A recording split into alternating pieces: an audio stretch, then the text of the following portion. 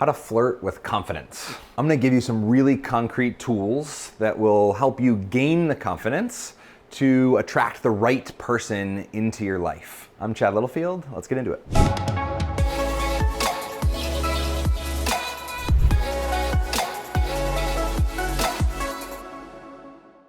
Admittedly, I've had this little thing on my finger for the last 8 years or so, and so my flirting is a little rusty. However, I kind of teach leaders and educators to flirt professionally.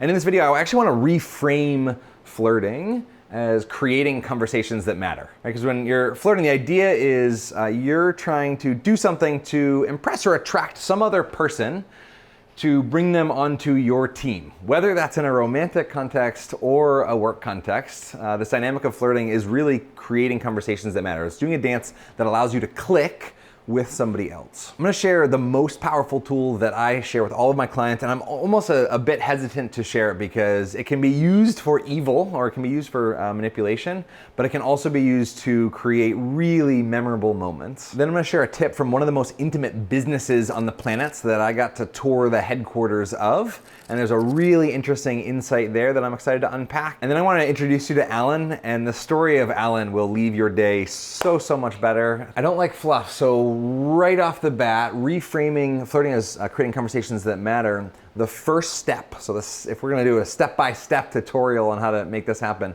the first step is to be really clear with your intentions. I think sometimes flirting has the connotation of, I wanna get this person to like me, and whenever I hear the idea, I wanna get someone to do anything, that immediately screams manipulation. And if you wanna flirt with confidence, you cannot be running around manipulating people.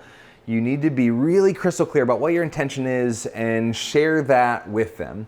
Now that intention might not look like, hi, I'm Chad, I would like to flirt, right? It's not like necessarily in that way. So if we met for the first time, I might say, hey, I would really love to get to know you a little bit better. I'm really curious about your story and how you came to be in the place that you are now. So when you share a clear intention like that, the other person's not wondering, what's this person trying to get out of me or from me, because you've made your intention clear. And they can either choose in that moment to say, yeah, I'm in, or no, I'm not. One of the best ways to make your intention really clear is the phrase, I'm just curious. Natural, genuine curiosity is really disarming in a conversation. And so the more naturally curious you are about someone, the less walls they will have up. The good thing is that curiosity is like a switch. You can actually turn it on and you can turn it off.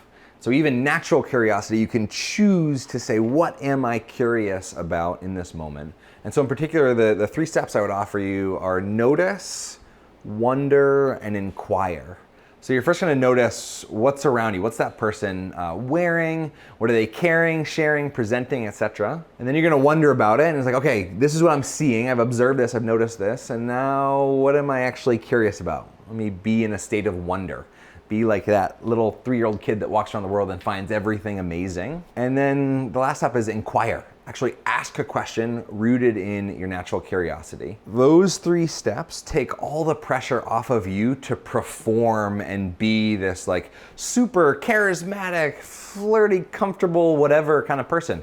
You're actually just being interested in somebody else. And one thing I found absolutely 100% true in my own life and every interaction that I've had is it is far better to be interested than interesting. And so if you're watching this video or other videos with the aim of being more interesting, I would say that the best way maybe to do that is to actually notice, wonder, and inquire about the people around you. Now, a few years ago, I got to tour Airbnb headquarters. So in San Francisco, you go in, multiple stories, this crazy office. Every single room or office is modeled around a popular listing, like an exact replica of a popular listing in Airbnb. And so there's like on the 3rd floor of the San Francisco building is an Airstream.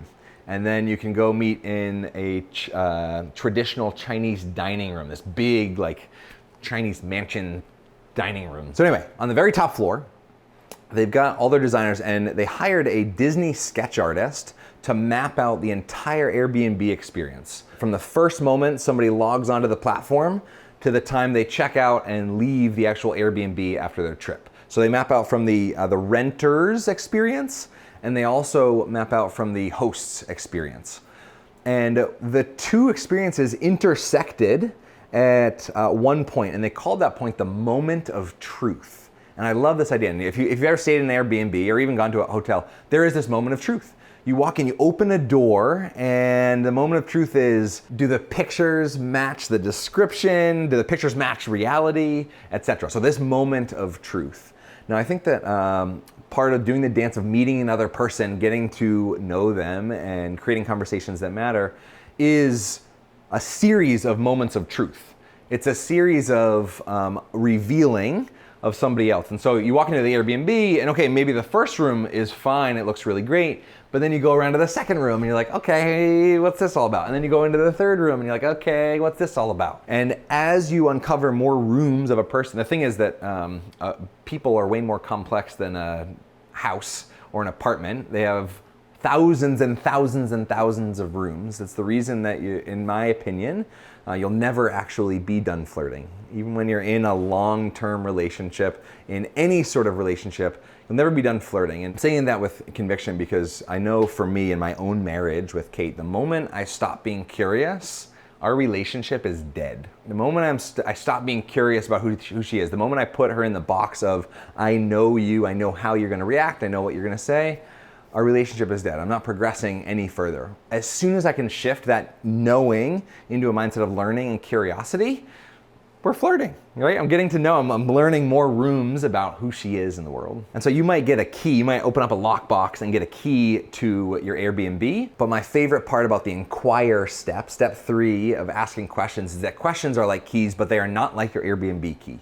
Because that Airbnb key opens that one house, or that code opens that one door. Questions are like a key, like a janitor's key, that when you ask it, when you inquire, when you're curious, you actually have no idea what's gonna be on the other side of that door, and that person gets to choose. And this is a really important component if you're in a flirting context in the very beginnings of meeting someone or a relationship, because going back to the beginning, you don't want to be pushing or manipulating anybody to do anything. And so you want to be giving them lots of choice in how they engage and respond and interact with you. And because questions are like a janitor's key or custodian's key that unlock many, many, many doors, when you notice, wonder, and inquire, that person gets 100% choice and autonomy in how they react and respond to you. And that choice is really, really essential because choice could also be translated as consent in a lot of ways. So here's an example, Alan. I'm walking down, now was I flirting romantically with Alan on the sidewalk? Not so much. However, I did notice, wonder, and inquire, and if I was flirting, I would say that it worked out pretty well. And so what happened was I'm walking along just a little bit faster than this guy. And you know, if you're like walking with somebody, like you don't want to walk at the exact same pace as them. You're either gonna like choose to slow down and stay behind them, or you're gonna make a pass. And so I'm walking, but we just kind of did this thing. There was about 4 seconds where we were right next to each other, and I looked over and I noticed this big camera hanging off his neck. And so I wonder what he's taking pictures of. I wonder what's one of his favorite pictures he's ever taken. And so the question I asked him was, and this was a little bit of a social risk because I don't know this person, didn't know his name was Alan, we're just walking along on the sidewalk. And I looked down and I was really genuinely curious about this question. And I used the phrase, hey, I'm just curious. What's one of your favorite pictures that you've ever taken on that camera? I know it's a little bit odd. I know I'm just cruising up on the street. And so I said that with the intention of being a little bit disarming. Again, social risk, right? He could totally be like, buzz off, see ya. What he responded with was, ooh, there is no way I can answer that question. I've actually taken one picture every single day, and only one picture every single day for the last 9 years. So he's documented his life. He's chosen one single moment to take a still capture frame and capture this moment and this memory. And so this is really cool. We start chatting a little bit. And the reason that I'm confident that this flirting worked pretty well is when we split ways. So we finally got to a place where I was going right and he was going left. And when I was about 40 yards away, I turned around and Alan had gotten down on one knee and was taking a picture of me as I was walking away. It was the memory that he chose to capture from that moment, from that day. And so I think really good flirting is creating conversations that matter, creating moments that are worth remembering. If you like this video, I've got like a couple hundred others on the channel. Subscribe. See ya.